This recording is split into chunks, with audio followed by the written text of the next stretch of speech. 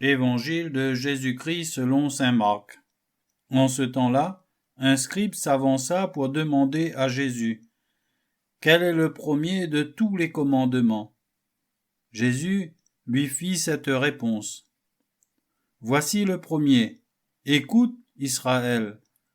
Le Seigneur notre Dieu est l'unique Seigneur. Tu aimeras le Seigneur ton Dieu de tout ton cœur, de toute ton âme, de tout ton esprit et de toute ta force. Et voici le second.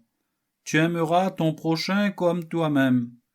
Il n'y a pas de commandement plus grand que cela. Le scribe reprit: fort bien, maître, tu as dit vrai. Dieu est l'unique, et il n'y en a pas d'autre que lui. L'aimer de tout son cœur, de toute son intelligence, de toute sa force, et aimer son prochain comme soi-même, vaut mieux que toute offrande d'holocauste et de sacrifice. Jésus, voyant qu'il avait fait une remarque judicieuse, lui dit: tu n'es pas loin du royaume de Dieu. Et personne n'osait plus l'interroger.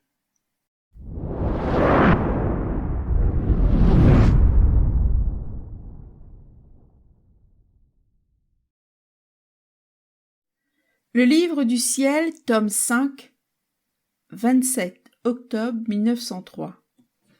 J'étais dans mon état habituel et j'ai vu mon adorable Jésus pendant quelque temps.